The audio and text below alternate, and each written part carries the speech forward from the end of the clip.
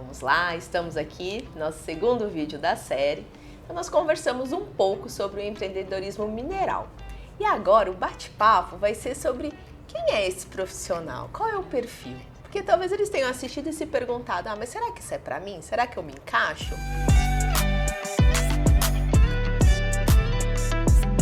Eu acho que a gente poderia começar assim, existe uma grande fonte de referência para o que é ser um empreendedor. E também uma fonte de capacitação, de formação, né?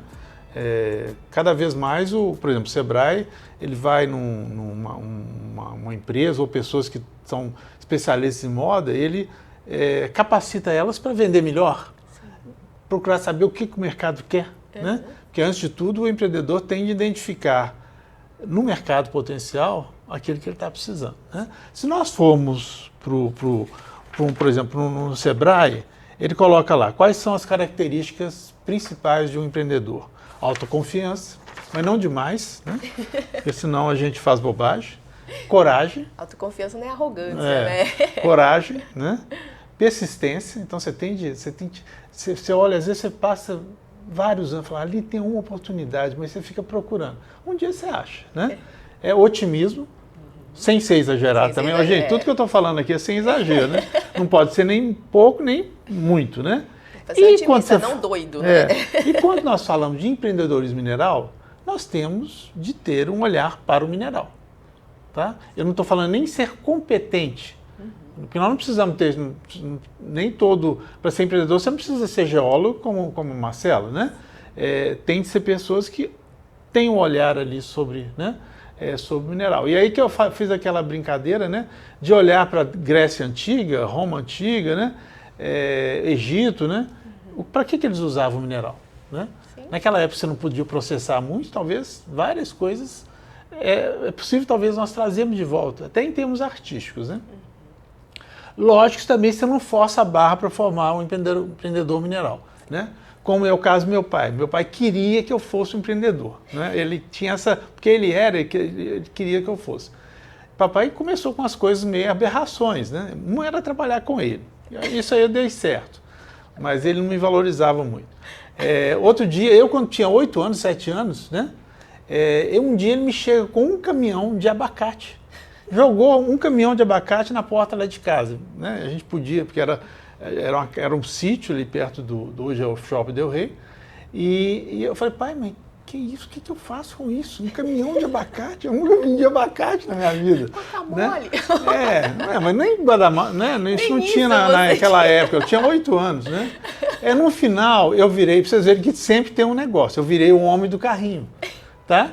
Então, papai vendia e eu entregava o carrinho, né? E chegava cada pessoa que tinha que comprar. Logicamente, eu ganhava, às vezes, umas gorjetas sendo o homem do carrinho. Quem sabe isso tem repercutido nas minhas funções logísticas no passado. Então, sempre tem uma consequência boa. Mas eu estou falando, não force a barra com seus filhos.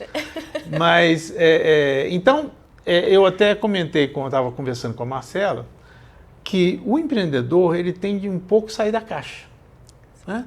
Você tem de olhar para aquilo que você quer empreender de uma forma diferente. E nós não estamos falando só de mineral, né? Nós estamos falando de produtos agrícolas, né?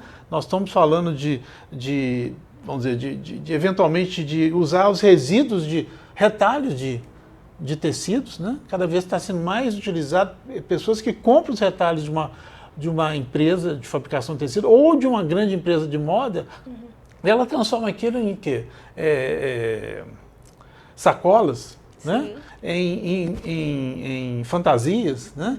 Em vestidos fashion, né? Com uma linha muito alternativa, né? Então, mas o que? Você tem de colocar o olhar.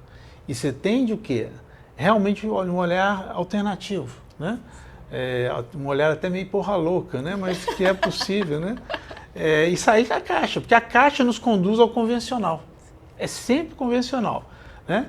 E ao longo de nossa vida nós tivemos parentes, pais, mães. Não, meu filho, você tem de ir pelo certo. Você tem de estudar e lá na frente você vai prestar um concurso, né? Não, vamos dizer, a gente vê vários jovens sendo empreendedores desde o começo, ou pessoas que têm uma habilidade, uma vocação diferente, né? Que não é necessariamente ser aquele pessoa de formação típica, né? O Microsoft, por exemplo, veio de fabricar computador em garagem, né? Mas foi o quê? O espírito empreendedor, né? Antes de tudo, eles sabiam o que? Eles conheciam o mercado. O que o mercado queria, ou que ainda não sabia que ele queria, mas a demanda potencial estava ali, né? Então, isso é o que nós temos de procurar. E chamando a atenção, nós temos tanto o empreendedor externo, que é esse empreendedor que nós conhecemos, o que nós podemos vender para ganhar dinheiro e se tornar um grande empresário, ou as empresas, as grandes empresas, ou as pequenas, cada vez mais, elas querem funcionários que sejam empreendedores internos, que ajudem a empresa a construir oportunidades de futuro, que pode ser até na redução de custo, né? O empreendedor interno, ele reduzir custo, né? E há várias empresas que têm concursos, né, internos para aqueles funcionários que mostram ideias mais factíveis ou que tenham melhores resultados ganham prêmios nesses concursos, né? Então, de novo, o empreendedor todos nós temos de ser, de alguma forma ao longo da vida, nós temos de sermos empreendedores. E aqui nós estamos falando do empreendedor mineral, que pode ser tanto o que nós fazemos com o mineral em si, quanto com relação aos vários serviços, né, que estão no entorno da atividade mineral, né? Eu estava colocando, por exemplo, vocês desculpem se eu estou falando de uma maneira meio caótica, mas, por exemplo, moagem, né? Acho que todos nós sabemos, a moagem convencional talvez venha no calcário para a produção de calcário agrícola, né? Ou para eventualmente a produção de ou a cal para fertilizantes, para construção civil. Mas hoje, cada vez mais, nós temos o quê? A remineralização, os remineralizantes, que quem pode defender, explicar isso é a Marcela aqui. Mas basicamente é o seguinte, os nossos solos, que nós não damos nada por eles já podem ter vários micronutrientes ali. Mas nós temos de talvez diminuir, né? Ou moer para eles terem uma granulometria que tenha reatividade aos ácidos do solo, né? E que liberem esses micronutrientes, né? Então já começa com coisas muito óbvias, né? Muitas vezes vocês têm de moer para quê? Para ele ser feito aplicações assim meio exóticas, né? Por exemplo, vocês sabem que na goma de mascar pode ter talco, carbonato, né? Aquela goma de mascar, né? Que ele dá justamente consistência, né? A goma de mascar, mas você não pode ter ali arsênio, né? Você não pode ter contaminante, você não pode ter quartzo, porque senão ele vai quebrar seus dentes, né?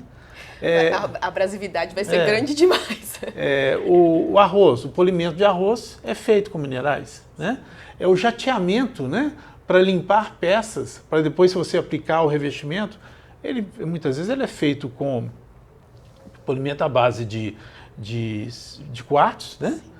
Moído, embora o quartzo tenha um problema que é o poder cancerígeno, né, negativo do quartzo, mas você poderia ter usado uma olivina, que é outro mineral em substituição, né? O que mais nós conversamos? Tintas, né? Tintas, né? Vamos falar dos materiais que estão no nosso dia a dia, né? Tintas. O que dá, muitas vezes, a cor, né? As tintas são minerais diversos, né? Como talvez o mais utilizado, que usa em todas as tintas, são os minerais opacificantes. O principal dele é o dióxido de titânio, né? Rutilonatágio, né?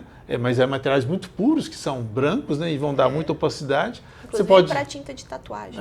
Esmaltes, né? Tinta de tatuagem, né? O óxido de zinco é outro material também opacificante, que logicamente eles são usados conforme as características. Tem uma outra coisa que a gente não fala, é o seguinte, o dióxido de titânio é muito caro, mas você pode usar o quê? Um extensor de dióxido de titânio, de tal maneira que você use menos dióxido de titânio. Então você pode, por exemplo, usar um material, um silicato de alumínio, né, que faça com que o dióxido de titânio disperse melhor. Então você consegue o quê? Reduzir o custo de usar dióxido de titânio, usar menos, né? Aí você vê a cerâmica, né, que está no nosso dia a dia, seja a cerâmica artesanal, como eu já tinha falado, seja pisos e revestimentos, ou os próprios porcelanatos.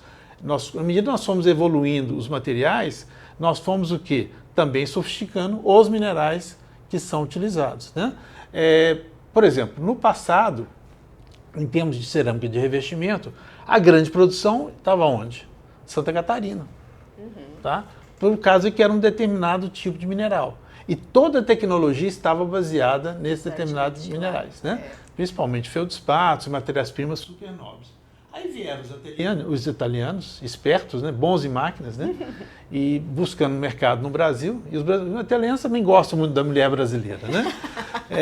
Então, acharam boa razão para ficar. Eles usaram duas justificativas para vir para o Brasil.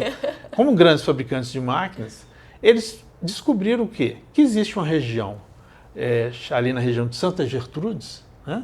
É que tem um solo muito interessante, né? E eles perguntaram, por que eles não podem usar esse solo para cerâmica? Não, mas isso é um absurdo, isso é solo aí, não serve para nada, né? E de repente começaram a colocar os primeiros fornos. Começaram a fabricar o quê?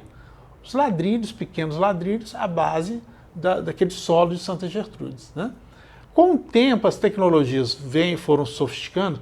Hoje, a região de Santa Gertrudes faz um porcelanato da mesma qualidade do que o de Santa Catarina, ou mesmo de São Paulo, né? Logicamente, eles tendem a adicionar uma série de materiais complementares, por exemplo, as fritas, né?